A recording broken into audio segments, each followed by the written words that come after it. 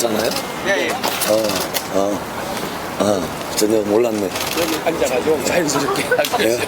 기사들도 좋다고. 그래요? 잘 나온다고. 예. 네. 여기 사나요? 제가 목이 별로라서, 물 좀 줄래? 마이크가 없으니까 아래 내가 붙은 거 마시. 괜찮아요. 아니, 예. 나중에 갖고 올 거예요. 금방 가져. 마이크가 없으니까 그냥, 목이 안 좋은데 그냥 해볼게요. 잘 안 들리기 싶은데 괜찮겠어요? 네. 예. 제가 그러면 물 좀 마시고 갈게요.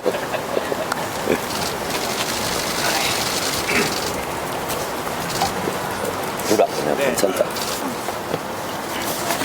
제가 영화산업하고 문화산업 관련해서 제 공약을 좀 말씀을 드리고, 부산 공약은 사실 지난번에 말씀드린 적도 있고요. 저 공약집에 이미 포함이 되어 있습니다. 혹시 궁금하신 게 있으면 제가 답변을 드리도록 하겠습니다. 오늘은 일단 이 문화산업하고 영화 관련 정책 공약을 말씀드리고, 언론인 여러분들 궁금하신 게 있으면 질문 받도록 하겠습니다. 제 혼자 땡볕에 앉아가지고 하겠습니다. 예. 먼저 자유와 공정, 창의가 꽃피는 문화예술 산업을 육성하겠습니다. 이 문화의 자율성, 역동성은 우리가 지닌 중요한 잠재력인데, 문화예술 산업을 단순히 여가 산업으로 접근할 게 아니라 국가의 핵심 전략 산업 차원에서 접근하겠습니다.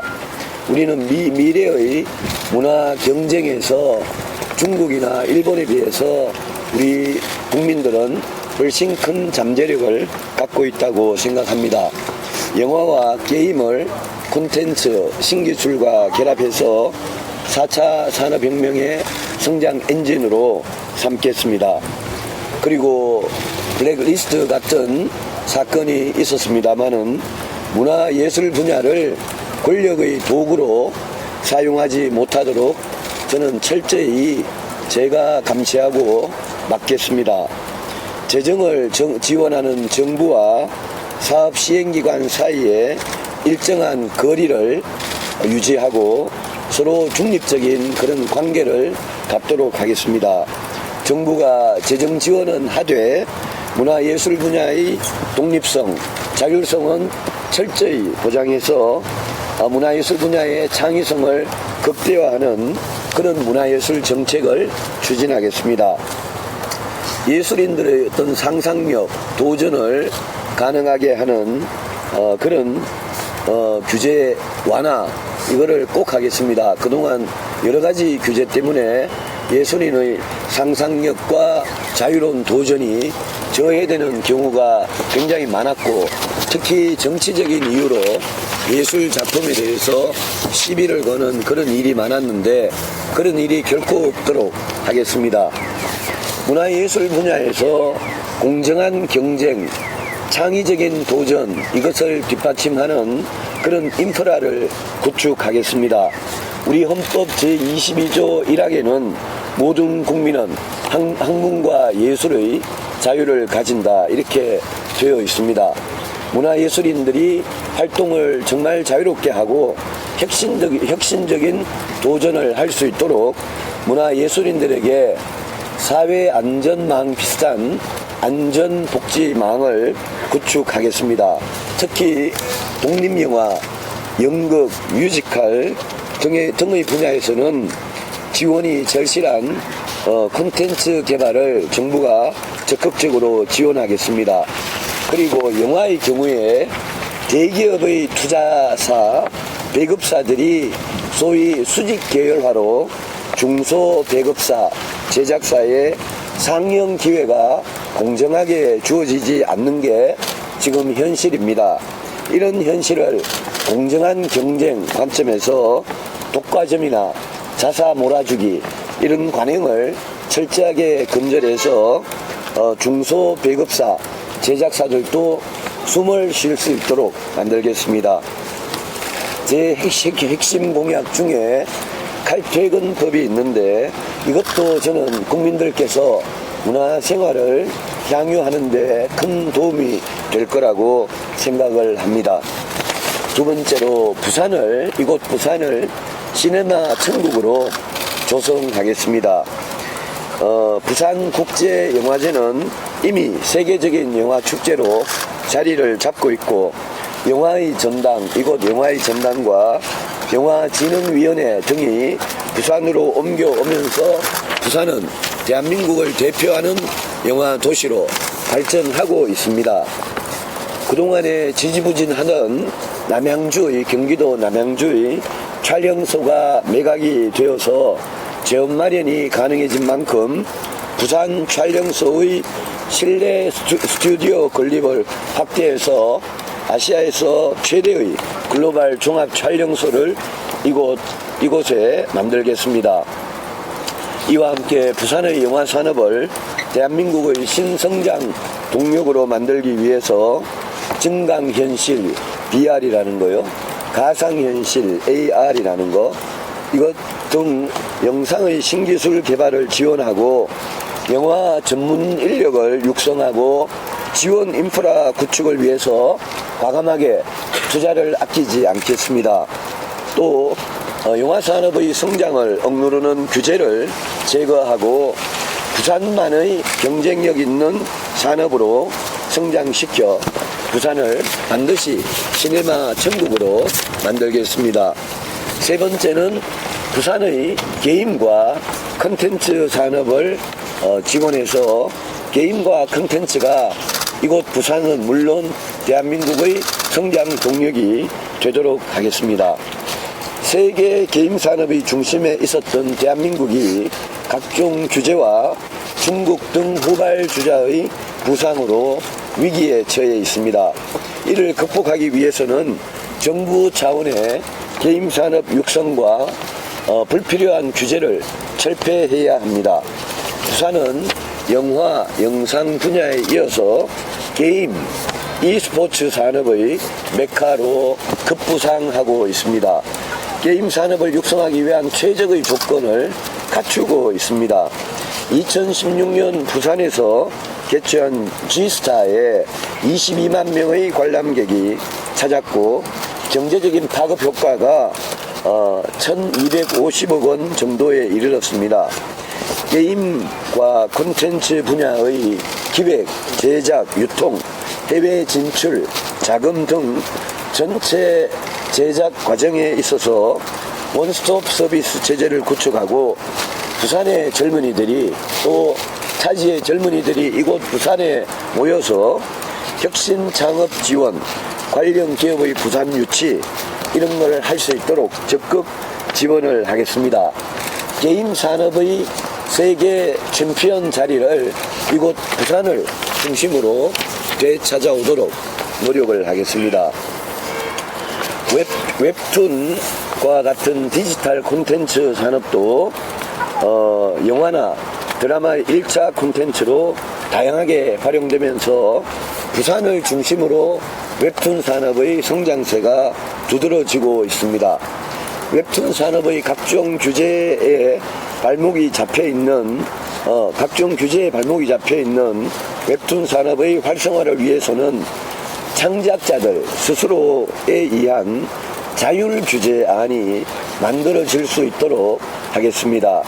웹툰, 웹드라마, 1인 방송 등 디지털 콘텐츠가 빠르게 산업화될 수 있도록 세제 혜택 드리고 저작권 보호나 해외 진출을 적극 지원하겠습니다. 부산은 콘텐츠의 한국의 랩, 콘텐츠 코리아 랩을 중심으로 웹툰 산업에 대한 지원을 하고 있는데 많은 신진 작가들이 이러한 지원을 통해서 스타 작가로 탄생하고 있습니다.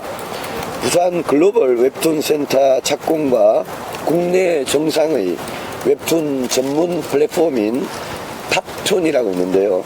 탑툰의 부산지사 설립 등 부산이 웹툰 산업의 전진 기지로 변모하고 있기 때문에 부산에 이 관련된 창업 또 전문 인력 전문 인력 양성 이걸 지원해서 웹툰 분야의 경쟁력을 강화해 나가겠습니다. 앞에 두 개가 부산하고 관련된 거였고요. 마지막 이거는 그냥 전반적인 이야기입니다. 모두가 행복한 문화 강국을 건설하겠습니다. 고령자 세대를 위해서는 부가수익형이라고 그러는데요. 부가수익형 문화향유 사업 추진을 하겠습니다. 문화예술 전문 강사가 많습니다. 숲생태 해설하고 동화 구현하고 클레이 아트, 종이접기, 캘리그라피, 독서 지도 이런 문화해설 전문 강사들 있는데 육성하고 취업 연계 지원 활동을 하겠습니다. 이거와 관련된 법을 개정하도록 하겠습니다. 그리고 지역별로 문화예술 크리에이티브 플랫폼 구축 통해서 청년 일자리 창출 사업을 추진하겠습니다. 문화예술 분야에서 직무 능력 향상과 진로 탐색을 위해서 컨설팅이나 워크숍을 진행을 하고 있는데 이런 부분에 대해서 특히 지원을 많이 하도록 하겠습니다. 또 생활문화진흥원이라고 있고요. 한국문화예술교육진흥원이 있는데 이걸 통합을 해서 문화예술 분야의 통합진흥원으로 제대로 지원을 할 수 있도록 관련 법을 개정하겠습니다. 중학교, 고등학교 같은 경우에 예체능 교육 커리큘럼 개발위원회를 설립해서 프로그램을 활성화하고 이 분야에 근무하시는 분들이 이 중고 예체능 교육에 더 많은 일자리가 생길 수 있도록 하고 우리 중학교, 고등학교 학생들에게도 이 예체능이 본인이 원하면 적극 도움을 드릴 수 있는 그런 정책을 위해서 교육기본법이나 문화예술교육지원법을 개정을 하겠습니다. 마지막으로 각 지역 내 유휴 공간을 주민들의 문화예술 공간으로 활용하도록 생활 장작, 문화예술 교육이나 각종 시설을 공공문화 공간으로 활용하겠습니다. 이 문화예술 공간은 장기 임대나 장기 위탁 운영제를 도입해서 운영을 해서 저렴한 비용으로 주민들이 이 지역의 문화시설을 이용할 수 있도록 그렇게 하겠습니다. 이상이 이곳 부산과 또 전반적인 문화예술에 관한 공약을 발표를 했고 이곳 영화의 전당 앞에서 이런 발표를 드릴 수 있게 돼서 뜻이 의미가 있다고 생각을 합니다. 부산 관련 공약은 혹시 부산 언론이 있으시면 질문을 해주시면 답을 드리고요. 나머지 질문이 있으시면 해주시기 바랍니다.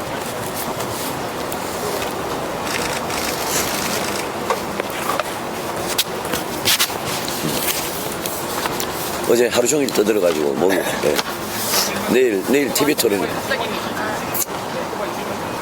예? 질문, 저는 30대 직장인인데요. 이제 다이닝배 잠깐 말씀해 주셨는데요. 인디 영화가 이제 독립영화관이 점점 생기고는 있는데요.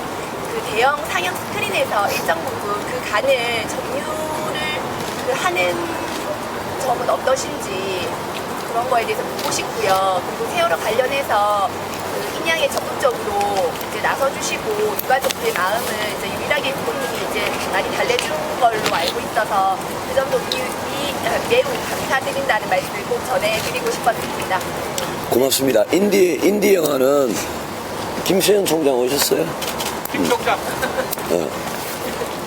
지난번에 김 총장님하고 이곳에 영화 만드는 분들 중에 독립영화 만드는 분들한테 이야기를 들어보니까 하여튼 여러 가지 지원이 굉장히 힘들고 특히 영화를 상영할 때도 마땅치 않고 서울이나 이런 데는 좀 차별화해가지고 독립영화 상영하는 데가 있는데 이 부산에 그런 데가 있어요?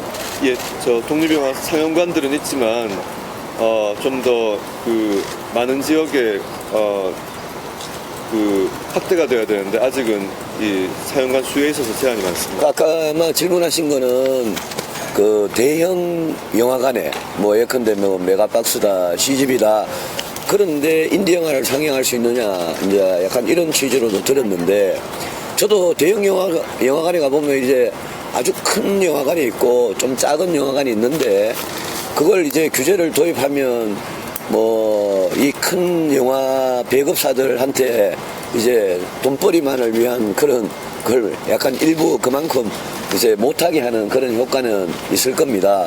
그래서 이런 규제는 지금 현재로는 없는 걸로 알고 있는데 규제를 도입한다고 해도 뭐 아주 많은 걸 할 수는 없을 거고 저는 제 생각에는 1번은 독립영화를 상영할 수 있는 장소 그거를 각 뭐 이렇게 도시에 만들어 드리는 그게 1번 같고 민간 영화사에 규제를 해가지고 독립영화 꼭 틀어라 이러기에는 좀 쉽지 않을 것 같아요. 그래서 독립영화를 지원한다는 거는 독립영화를 주민들이 시민들이 와서 볼 수 있는 장소를 부산이든 대구든 뭐 서울이든 더 지역별로 이렇게 거기는 그렇게 많이 오진 않거든요.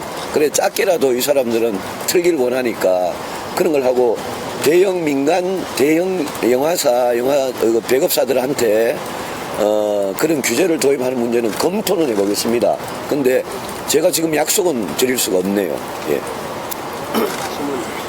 그 국민들이 제일 많이 하는 게 아무래도 영화 관람인데 예전에는 중소 영화관이 있어서 좀 다양하게 틀고 했는데 말씀하신 것처럼 이제 특정 영화가 그 영화 체인이 있고 그 체인에서 어떤 영화를 만들어서 이렇게 스크린 몰아주기 이런 식으로 해서 좀 국민들이 영화를 선택할 수 있는 권리 자체가 좀 제한되거나 아니면 경쟁에 있어서 그것도 일종의 독점 과정이고 수직 계열화 이런 거니까 그런 문제에 대해서 좀 정부가 어떻게 나서서 해결을 하고 좀 시장을 제대로 돌리고 이런 생각이 좀 구체적 방안이 있습니다. 그동안 다른 분야에는 공정거래법을 적용을 많이 했는데 제가 알기로는 이 영화 부분은 공정거래법 적용이 제대로 안 된 걸로 알고 있습니다.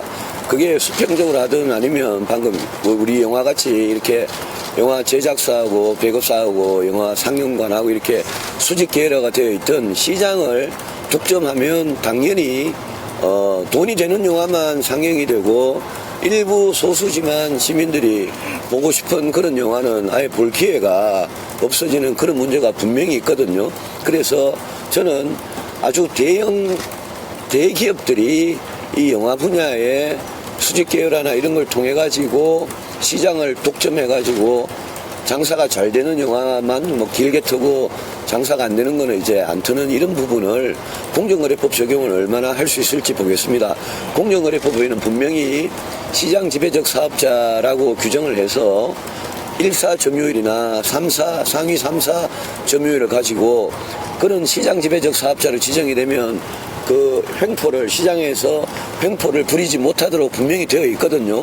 그 조항을 영화산업에 얼마나 적용을 해서 시민들한테 좀 더 다양하게 또 중소 이 제작사나 이런 분들한테 횡포가 가해지지 않도록 그 점을 어떻게 하느냐는 저는 공정거래법 제도 조항과 정신을 활용해서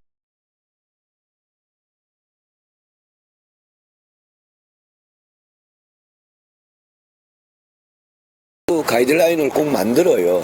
근데 이 부분은 영화는 그동안 그게 제가 없었던 걸로 알고 있고 영화는 옛날에 스크린 쿼타 문제가 됐을 때 한 대 반짝 그런 문제가 나다가 그 이후에 오히려 독과점화가 더 심해진 걸로 저는 알고 있습니다. 그래서 이 점에 대해서 영화를 만드는 사람, 영화 제작, 배급 이런 데 관여하는 많은 분들이 저는 이 대기업의 횡포에 대해서 상당히 불만이 많은 걸 많이 들었습니다. 그 점은 제가 대통령이 되면 영화산업의 공정거래를 어떻게 할 거냐 더 들여다보고 필요한 그런 이거는 필요한 규제가 될 겁니다만은 필요한 규제를 하도록 하겠습니다.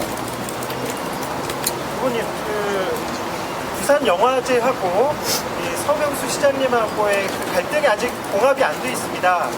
지금 검찰에도 고발이 돼 있는 상태인데 거기에 대해서 좀 어떤 좀 생각 갖고 계신지 하나 여쭙겠고요.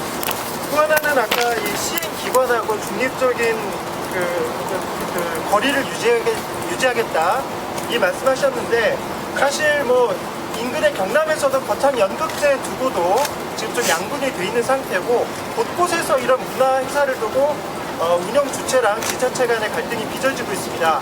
아까 구체적으로 어떤 식으로 중립적인 입장을 취하시겠다는 건지 그 말씀 좀 부탁드리겠습니다. 문화예술 분야는 김대중 노무현 정부 때는 정권을 잡은 그 사람들이 독점을 하고 지배를 했습니다. 제가 뭐 누구라고 이야기는 안 하겠지만 여러분들 다 아시는 모 영화인 출신이 김대중 노무현 정부 때는 그 사람들이 지배를 해버렸어요. 그래서 영화진흥공사나 여러 가지 예산이 있으면 그거를 배급하는 걸 가지고 그러니까 돈을 무기로 삼아 가지고 영화인들을 길들이는 그거는 뭐 박근혜 정부의 블랙리스트하고 다를 바가 저는 전혀 없다고 생각합니다. 박근혜 정부 이명박 박근혜 정부 들어와서는 또 그 거꾸로 극단으로 이렇게 뭐라 그럴까요 정책이 이렇게 막 이렇게 스윙을 하게 됐죠.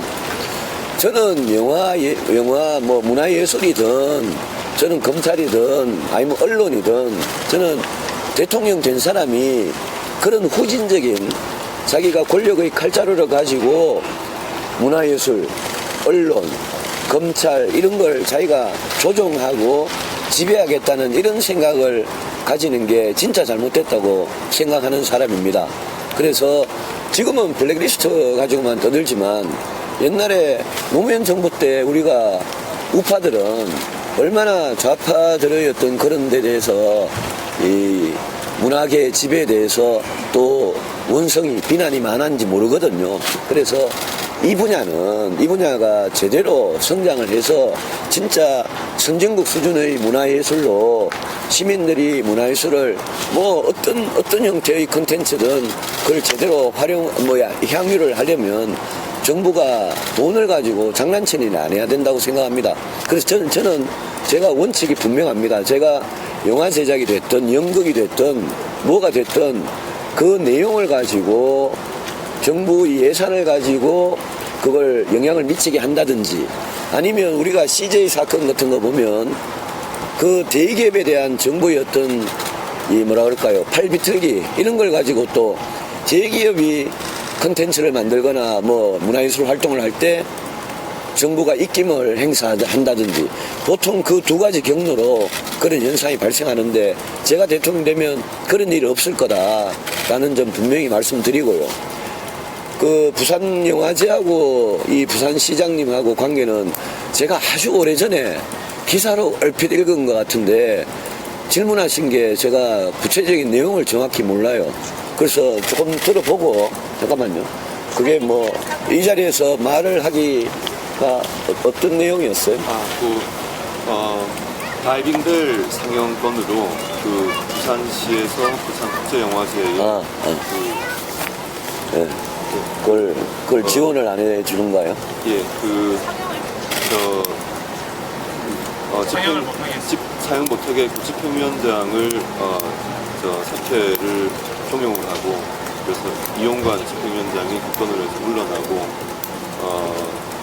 그 예산 지원에 있어서는 중단을 예, 제가 옛날에 아주 오래전에 그 기사를 읽었는데 기사밖에 못 읽고 뭐 더 이상은 모릅니다만 방금 이야기를 김세현 의원님한테 들어보니까 이제 기억이 다시 나는데요. 제가 뭐 그거는 여기 부산시장이라는 광역단체장이 이제 그런 조치를 하신 건데 거기에 대해서 제가 뭐 구체적으로 평가를 드리기보다 제가 아까 누차 이야기했지만 이 문화하고요, 문화예술하고 언론하고 이런 쪽은 정부가 제가 일정한 거리라는 거는 중립적으로 하겠다는 거는 지원은 하되 정치적으로 악용을 하지 않겠다 이 뜻입니다. 그걸 지키기가 무지 힘든 게요. 예컨대 지금 없나?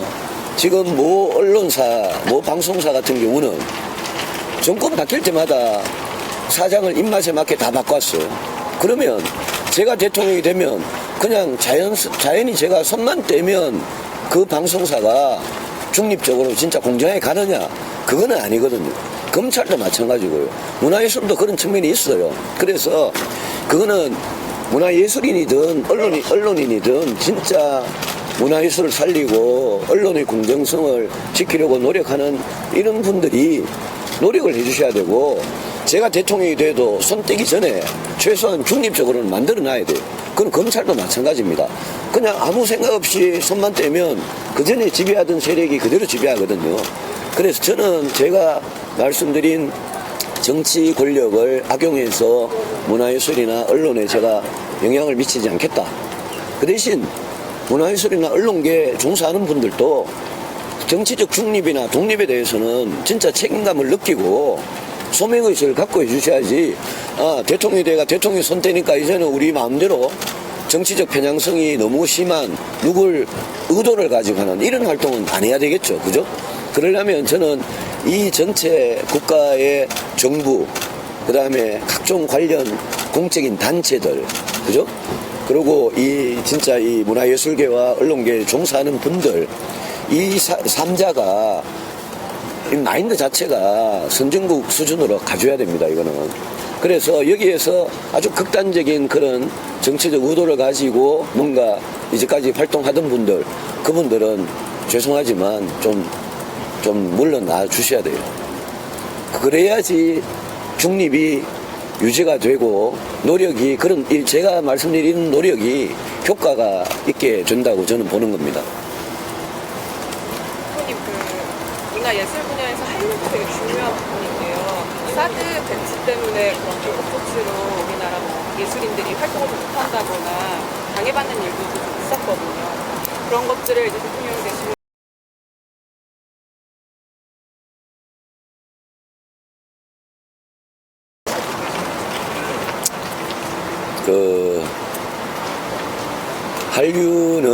한류는 저는 문화예술에 대한 제가 말씀드리는 지원, 이런 게 정치적으로 중립적으로 정부가 의지를 가지고 하다 보면, 한류는 이런 거 아니겠습니까? 우리 대한민국 땅에서 문화예술 분야든 나머지 무슨 게임이든 뭐든 문학이든 한류라는 거는 우리 안에서 자유롭고 정말 창의적인 그런 왕성한 문화 활동이 진짜 막 일어나서 그게 넘쳐가지고 바깥으로 흘러나가는 게 한류 아니겠습니까? 그런데 우리 안에서 문화예술이 발전하는 거는 그거는 제대로 안 하면서 뭔가 컨텐츠 없는 한류 지원을 위해서 정부가 예산을 먼저 쓴다면 저는 그런 거는 별로 같아요. 그래서 일단 우리 국내에서 그게 문학이든 그냥 예술, 다른 예술 분야든 영화든 게임이든 어떤 분야든 대중가요든 무슨 어떤 분야든 우리 이 국내에서 1등하면 자연스럽게 세계를 지배하는 그런 우리가 문화 강국이 된다. 그 정신으로 저는 지원을 할 거고요. 중국 관련은 그거는 중국 관련 무슨 한류만 그런 게 아니고 화장품이든 관광이든 자동차든 지금 사드 보복을 다 받고 있기 때문에, 사드가 트럼프 발언만 없었으면 이게 이제 기정사실화 돼가지고 중국을 외교적으로 설득하는 일만 남은 건데, 이 트럼프 발언은 제가 보기에 그 사람 대통령이, 미국 대통령이 그걸 모르고 발언했다기보다 아마 방위비 분담금 쪽으로 골치 아픈 그런 협상 카드가 제시되는 거 아니냐라고 제가 좀 TV 토론에서 그렇게 이야기했잖아요. 대통령 되면 일단 미국하고 이렇게 약간 새롭게 불거진 이 문제 먼저 빨리 해결하고, 그리고 중국에 대해서 사드를 기정사실화하고 중국을 설득해서 경제보복은 서로 엄청나게 피해를 입는 그런 조치이기 때문에 최단 기간 내에 끝내고 그 안에서 한류의 중국 진출, 이게 해결이 될 수 있도록 그렇게 하겠습니다.